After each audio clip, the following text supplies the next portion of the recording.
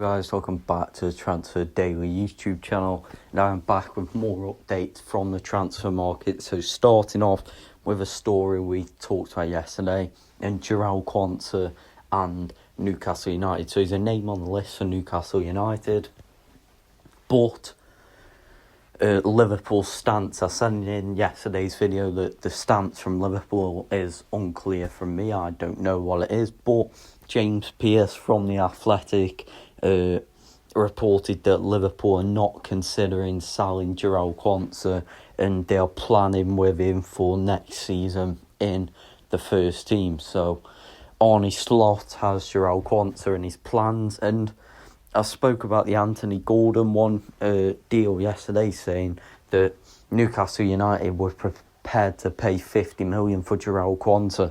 So I think from Liverpool's perspective, the looking at Quansah is obviously broken into the England squad, this type of thing, and that is one for the future. Definitely, Arne Slot trusts and has him in his plans. So Newcastle United, from what I will get from that, are not expected to pursue a deal for Quansah. Bournemouth then, after the brilliant season they're having, the brilliant football they play, I want to say a quick one on outgoings at Bournemouth. So we know Areola is a top target for Tottenham if Postecoglou gets sacked, but he has a release clause. But then you've got players who don't have release clauses, so let's wait and see. But on Bournemouth, I can say is that they're not expected to sell a lot of players. So Milos Kerkez, new agent, Kerkez is likely to leave. Dean Huijsen has a release clause, so he is likely to leave. But then you've got players like Antoine Semenyo, you've got Justin Kluivert, many players like that, top players, Zabrani, who aren't expected to leave because of very tough deals to get done, because Bournemouth obviously want to build on this season and not just make it a one-season thing. So Bournemouth not expected to sell all of the best players this summer. Kerkez and Huijsen for me will be the two, but who knows, if Andai Areola joins a new team this summer, this could change. Lucas Vazquez last summer then signed a new deal at Real Madrid for a 1-year extension. We know Real Madrid tried to get Nacho Fernandez and Lucas Vazquez to 1-year extensions. He managed to extend Lucas Vazquez's, but with the arrival of Trent Alexander-Arnold, just a matter of time at Real Madrid. Then they'll have Danny Carvajal, Trent Alexander-Arnold, and Real Madrid feel like they've got enough backup in that right-back area. So Lucas Vazquez, free agent this summer, he becomes, and from what I know at the moment, Real Madrid plan to let Lucas Vazquez leave in the summer as a free agent. So at the moment I can't name any clubs, but I think Saudi, Qatar could be there for Lucas Vazquez. As we know, other Spanish players have gone there. So let's wait and see. Real Madrid earlier on in the season had a few discussions over a renewal potentially, but now the arrival of Trent Alexander-Arnold, Real Madrid are very confident over that. Lucas Vazquez's contract is not expected to be renewed, and he'll be free to leave Real Madrid in the summer. So we're now going to speak about two Manchester United and winger situations. So Alejandro Garnacho, obviously Ruben Amorim has shown really at the moment that he's struggled to fit them kind of out-and-out wingers into his team, like Marcus Rashford, who's currently out on loan at Aston Villa, and also Garnacho. But Garnacho is in a similar situation to Marcus Rashford.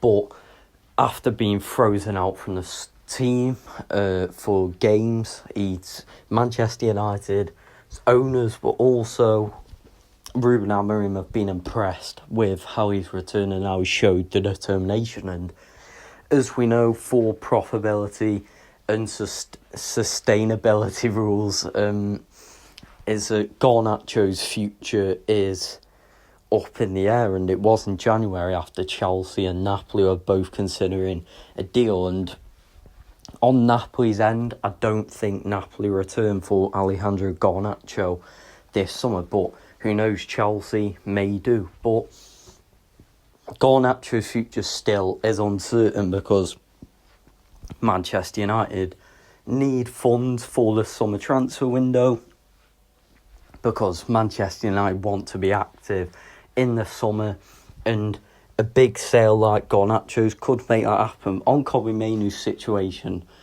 from what I know, Manchester United are working hard for Mainoo to sign a new deal, and Mainoo is less. Manchester United really would be very, very reluctant to listen to offers for Mainoo, but Garnacho, we know, it was there in January, and throughout this whole thing with Garnacho, Man United open to offers, is that Garnacho is happy at Manchester United, but Alejandro Garnacho also isn't against a move. So if a club comes in for Garnacho, and Garnacho obviously understands the situation at Manchester United, he wouldn't be against a move. So the future of Alejandro Garnacho is still uncertain this summer, so let's wait and see what happens. Now then, a player who we talked about in yesterday's video, and it is Tyler Dibling, and I said there's clubs interested from Germany, England, and one club I can confirm is interested is Manchester United, and Manchester United have been impressed with Tyler Dibling this season, along with many other clubs, and it's the first name I can give you who have interest in the young winger at Southampton.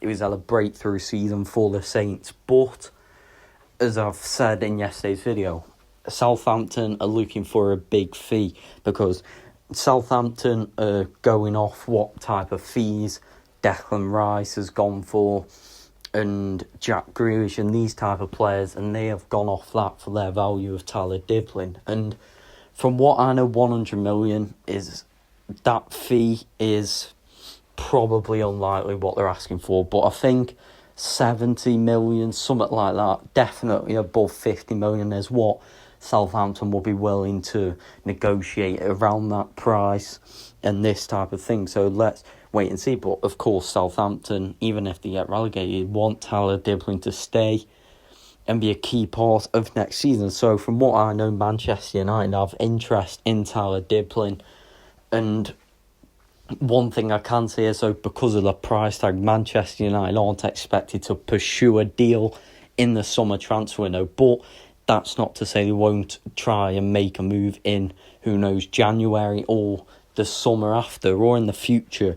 So very interesting one with Tyler Dibling in the summer. From what I know is that teams probably haven't seen enough of Dibling to fork out the kind of money that Southampton are looking for. So I think Tyler Dibling stays at Southampton, but it's an interesting situation. So thank you for watching the video. Make sure to like and subscribe, and I'll be back with more updates in the future.